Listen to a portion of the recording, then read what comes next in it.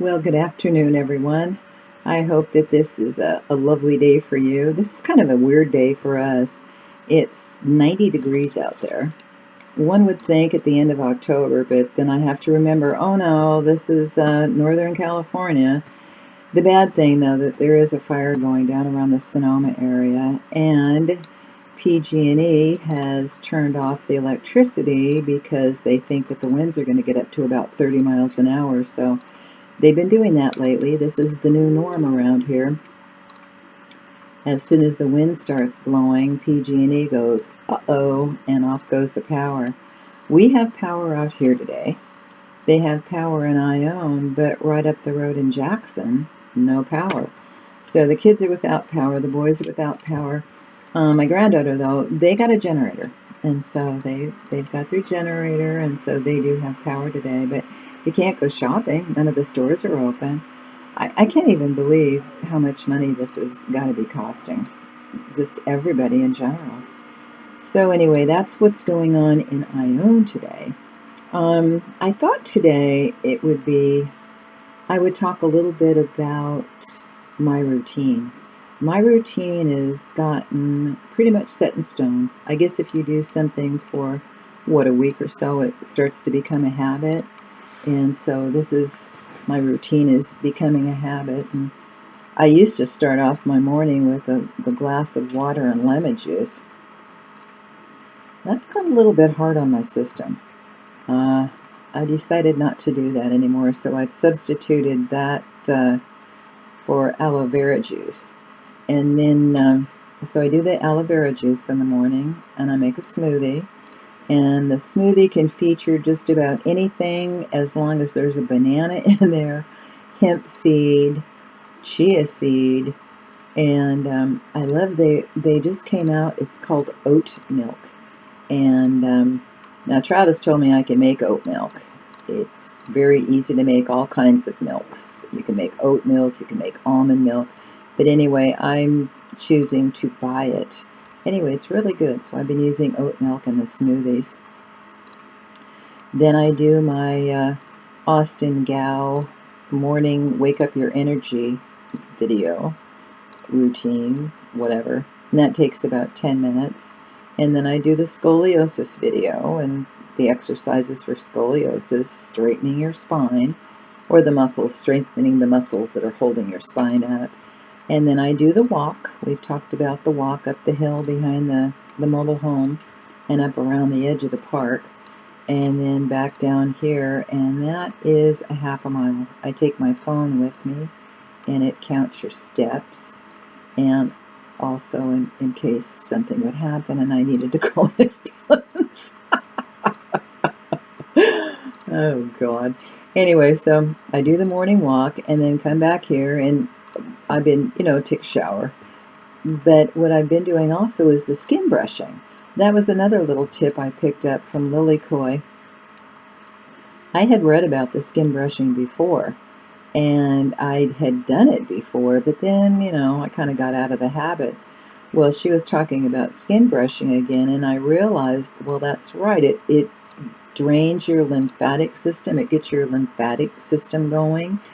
And so I started doing that. Now, she does the dry brush, and she does the circular. She does all the circular and circular. Well, I had read that you do it in the direction of your heart, so I do the circular, and then I come up this way, and you can do the bottoms of your feet and up your legs and your back as far as you can reach. So I get the skin brushing done, and then shower and dressed, and then I'm ready to go run errands. I do that if the stores are open, if the electricity is on, the power is on. I do the stores, and then afternoon it's hang out and then eat. And I always make time, though, and look forward to doing the meditations, the guided meditations. Now, I started doing meditations, I can't even count the years, how many years ago, a long, long time ago. And then I found Lillian Eden and started doing the guided meditations with her, which were just really, really nice. She's got the most soothing voice and just very, very lovely lady. And I enjoyed her guided meditations, the reach approach, release your wings. Then I ran into Ralph Smart, and he's got the little uplifting videos. And that sweet girl from England, she's got the uplifting videos. And then, of course, there's Erin Dowdy with the Raise Your Consciousness videos, which are just awesome, absolutely awesome. And then Steve Noble. And Steve Noble is the one that I look forward to his transmissions, and he comes out with a couple a week. And I do at least one of his a day. He has the most beautiful transmissions and clearing up so many things. You have to do them. You just have to do them to even appreciate the depth of those meditations and the breadth and the depth. And he is just the most humble person, and all this is given for free. There's no charge. He doesn't even have advertisements on his videos. That's what a generous soul he is. He just gives them out. He does do workshops, and he has written books, but I would say most of his transmissions are just given to you. And that, to me, somebody who's not trying to make any money off of this, because believe me, ladies and gentlemen, in the past, how many years have I been on this trail? Since my early 20s, and I've run into a lot of so-called spiritual leaders who are just nothing but about the money. And you can say that about so many of the religious leaders. When they start asking you for money, and it's not even almost to the point where they're almost demanding it from you, then you kind of know that they've gotten away from the spiritual and more to the material. And when that happens, it's just, it's not any good anymore. At least not for me. I don't like it. Don't like it when they're always with the hand out and demanding that you pay for the services, because sometimes they're not worth it. But anyway, so I've been doing that. This has been quite an interesting year. My goodness. When I started this, wow. It seems like a million years ago, and yet, on the other hand, it just seems like only yesterday. But I have to say, I miss Lou. I really do. I miss him. He wanted to move back to Los Angeles to be with his grandkids, and I didn't want to go. I didn't want to do that. I don't regret that decision. But he was the one that carried me through the first part of this healing. He helped me find the RSO, helped me track it down, he started buying it for me.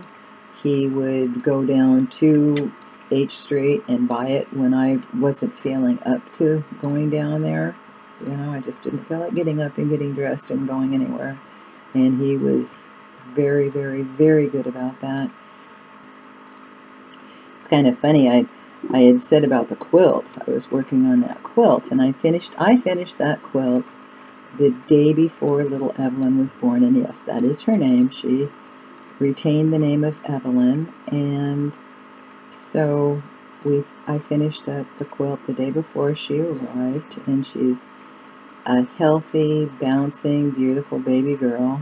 And so got that. And then remember, I was talking about that really nice lady I met at the antique shop. Well, I went back to the antique shop. What I didn't say was that the first lady, Dawn, that we were talking, and I told her that I was a palm reader. And so, of course, the hands come out, right? And then when I went back into the shop the other day to say hi to her, I met the other lady that I think she owns it. And for the life of me, I can't think of her name. Anyway, she said, "Oh, "Oh, you're the palm reading lady." And I go, "Yeah, I'm the palm reading lady." So I had to read her palm too.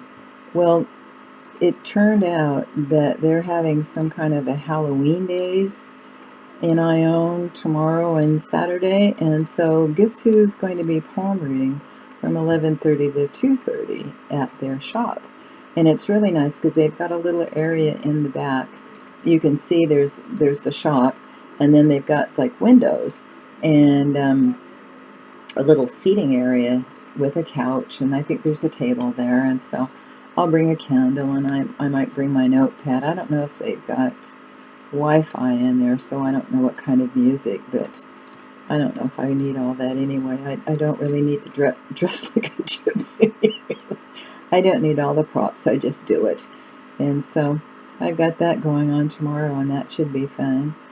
Susanna and Bob came up a couple of weeks ago and had lunch with me.